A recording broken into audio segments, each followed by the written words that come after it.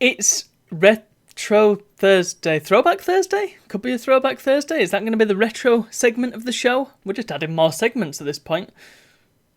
Makes sense. It's a good way of pre-planning the days so that I know what I'm talking about each day.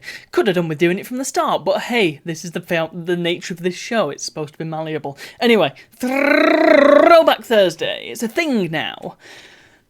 And we are returning to the home country of retro games. Or video game history, I should say. You can tell that I'm excited. You see, I have picked up an item that I have wanted to get for years. I want to say it was probably around 2012, perhaps? Or maybe a little earlier.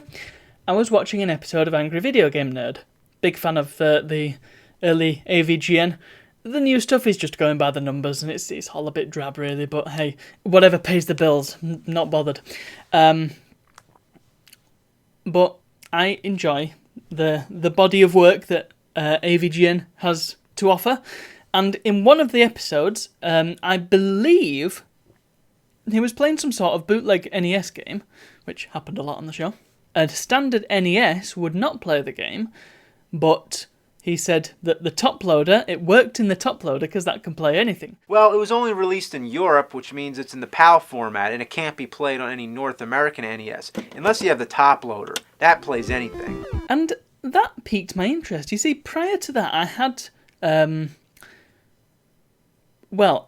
got a bit of a Nintendo head on, shall we say, because I recently got a Wii and I was into the Super Mario Brothers games. I was discovering them for the first time, and I was thinking, I kind of want a SNES and I kind of want an NES.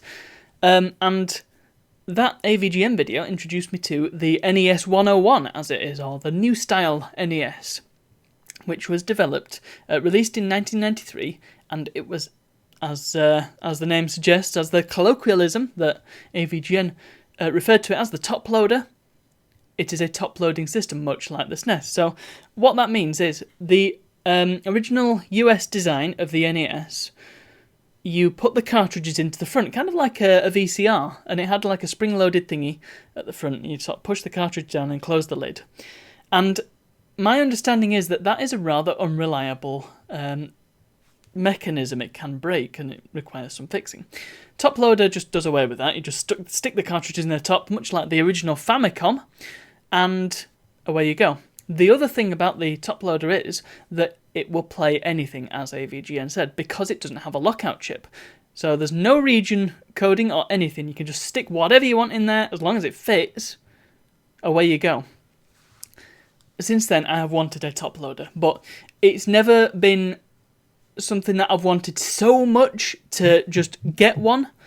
It's always it's been kind of out of reach because, well, it's a very much US thing, the top loader, and until relatively recently, I've not had any disposable income, and there's always been like higher priority things I've wanted to collect. So the NES has not been on my radar as such, but I did put away a bit of an NES fund to because it's something that I've always wanted, and I thought, you know what, let's do this thing.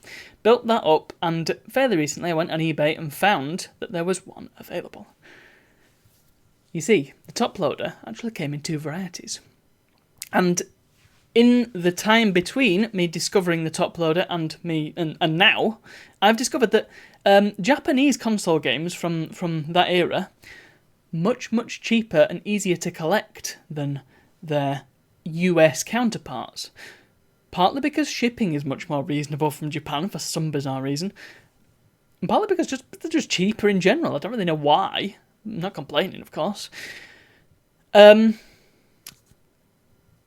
may be thinking, why not UK stuff? Well, first of all, UK is very much based on the US pricing, and so is exorbitantly expensive. But also, every retro fan knows that UK stuff and European stuff in general just ain't as good as the US and Japanese stuff.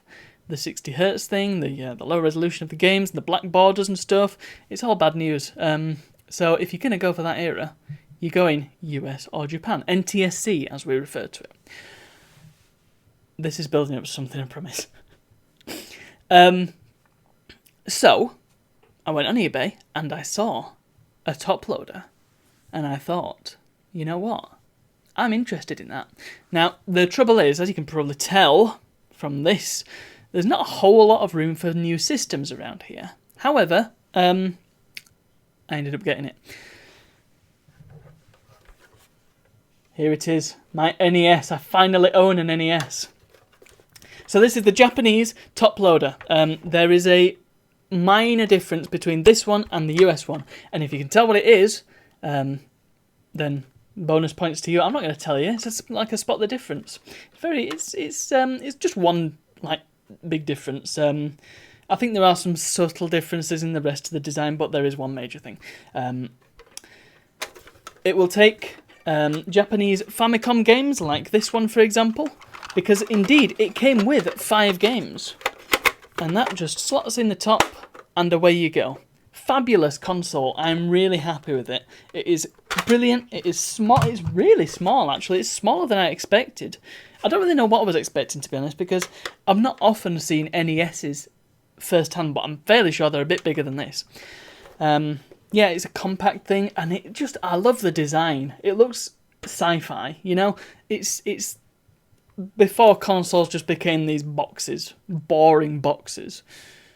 And actually, that's only a fairly recent development. Back in, well, many consoles before the current crop, or the current crap, I should say, they had these really cool, sleek, in many cases, or just fun designs. The PS2 is not good sleek. I'm not going to get to that. It's a nice design. It's got the power thing at the front. You push it up, and it's got a reset button, 2 controller ports for the special Dogbone controller that they designed for this thing, because this actually came out, I think, after the SNES. So this was 1993. The SNES was 1990, I think. Yeah, because that's when Mario World came out. So this is obviously based on the SNES design, which is a lot more ergonomic than the Square NES pad. I mean, I don't own one, but I've used them. I much prefer the Dogbone. The only downside to having a Japanese unit is that if I wanted to play American or maybe even UK cartridges, I don't know what it would be like if I stuck a UK cartridge into this, but it wouldn't physically fit because there's different pinouts on each one. So you can get adapters, but then the cartridge sticks out like a sore thumb. It's dreadful. At some point I would like to get an EverDrive, but that would be more than I spent on this console. But the fact is, I got 5 games with it. There's only 4 here because one of them's over there near the telly. Yeah, it was an F1 game. I'm terrible at it. I've got this fabulously coloured but very boring looking Mahjong game. I've got Raid on Bungaling Bay, which is a fabulous title. It's a Broederbund game. I've got some sort of baseball game, presumably from 1988. It's I didn't actually know this, but well, we'll come on to this. I've got 2 cartridges here, and they use their own unique design. So this is a Namco game, or a Namcot, as they referred to their home games as for some reason. They're all Namcot until like the PS1 era. It's got its own unique cartridge design, as does this Taito game, which, I mean, it's quite similar, but it's still got its own unique design, and it says BB on the back for some unknown reason. Now, this last game has some surprising artwork. I'm not really sure what to make of it. There you go. Please identify this game for me, because I have no idea what I'm looking at. I mean, I'm going to play it at some point this evening, because I've got it set up. I've got it set up on the telly. Well, not right now, because obviously it's here. But I've got the RetroTink 2X. It's all ready to go, and it's plugged in, and I'm going to play some games. As it stands, these are the only 5 NES games that I own. I've somehow managed to avoid getting any NES games, and it's quite incredible, really, because it seems like it's one of those things that you just end up with, but I've managed to avoid it. Anyway, I'm going to go play with my Famicom. So, thank you very much for watching. I hope you enjoyed this story, and I'll see you all tomorrow.